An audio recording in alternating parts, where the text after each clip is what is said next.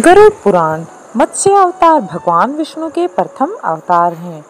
मछली के रूप में अवतार लेकर भगवान विष्णु ने एक ऋषि को सब प्रकार के जीव जंतु एकत्रित करने के लिए कहा और पृथ्वी जब जल में डूब रही थी तब मत्स्य अवतार में भगवान ने उस ऋषि की नाव की रक्षा की। इसके पश्चात ब्रह्मा ने पुनः जीवन का निर्माण किया। एक दूसरी मान्यता के अनुसार एक राक्षस ने जब वेदों को चुराकर सागर की अथाह गहराई में छुपा दिया तब भगवान विष्णु ने मत्स्य रूप धारण करके वेदों को प्राप्त किया और उन्हें पुनः स्थापित कर दिया। आइए जानते हैं मत्स्य अवतार की कथा। एक बार ब्रह्मा जी की असावधानी के कारण एक बहुत बड़े दैत्य ने वेदों को चुरा लिया। उस दैत्य का नाम हैग्रीव था। वेदों को चुरा लिए जाने के कारण ज्ञान लुप्त हो गया। चारों ओर अज्ञानता का अंधकार फैल गया और पाप तथा अधर्म का बोलबाला हो गया। तब भगवान विष्णु ने धर्म की रक्षा के लिए मत्स्य रूप धारण करके हैग्रीव का वध किया और वेदों की रक्षा की। उसके पश्चात भगवान ने मत्स्य का रूप किस प्रकार धारण किया ये भी तो जानना चाहते होंगे आप, लेकिन इसके पीछे की कथा बड़ी रोचक है। ध्यान से सुनिएगा। कल्पांत की पूर्व एक पुण्यात्मा राजा तप कर रहा था। राजा का नाम था सत्यव्रत। सत्यव्रत पुण्यात्मा तो था ही, बड़े उदार हृदय का भी था। प्रभात का समय था और सूर्योदय हो चुका था। सत्यव्रत गर्तमाला नदी में स्नान कर रहा था।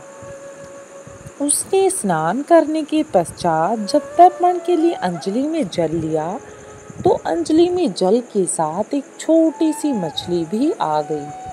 सत्यव्रत ने मछली को नदी के जल में छोड़ दिया।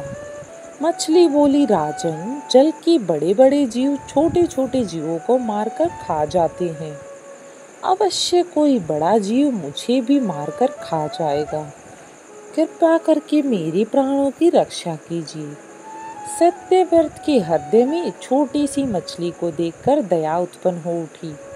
उसने मछली को जल से भरे हुए अपने कमंडल में डाल लिया और तभी एक आश्चर्यजनक घटना घटी।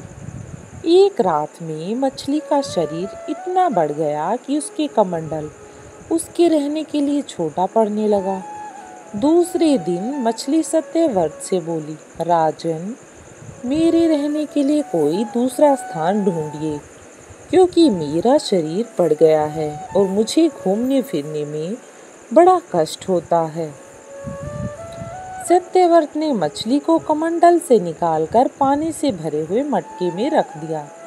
यहाँ भी मछली का शरीर रात भर में ही मटके से इतना बढ़ गया कि मटका भी उसके रहने के लिए छोटा पड़ गया।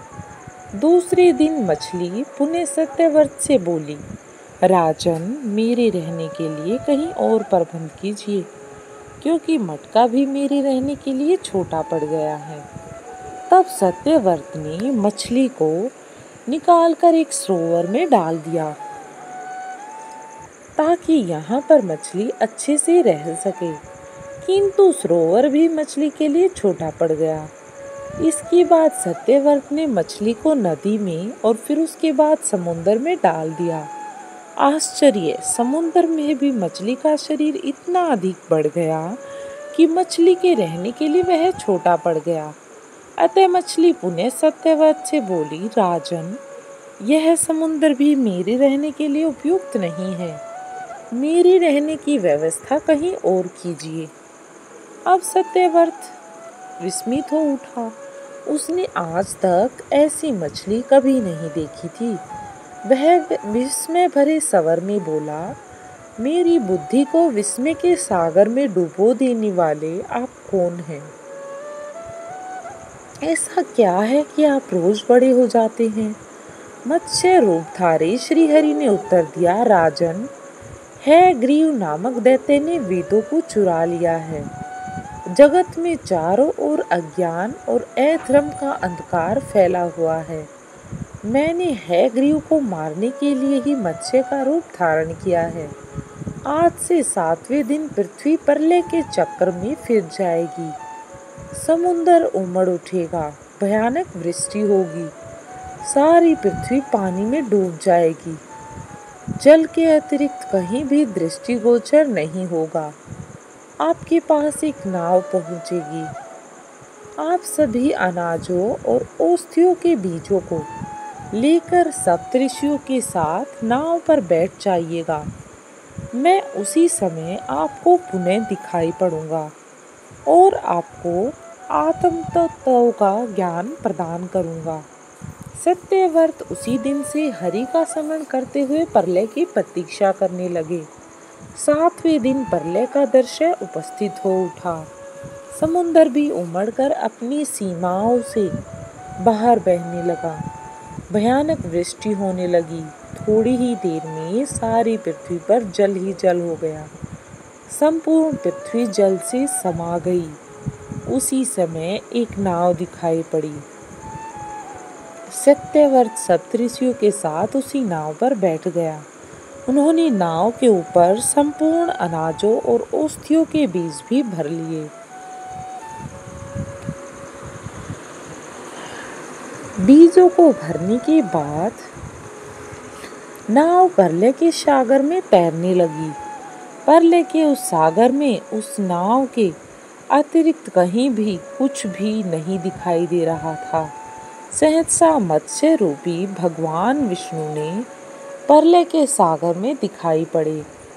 सत्यव्रत और सप्तऋषि गणे मत्स्य रूपी भगवान की प्रार्थना करने लगे। भगवान से आत्मज्ञान पाकर सत्यव्रत का जीवन धन्य उठा। वे जीते जी ही जीवन मुक्त हो गए।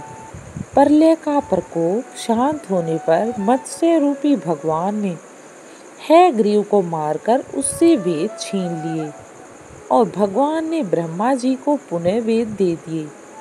इस प्रकार भगवान ने मत्स्य रूप धारण करके वेदों का उद्धार किया और साथ ही साथ संसार के प्राणियों की भी रक्षा की और उनका अमित कल्याण किया।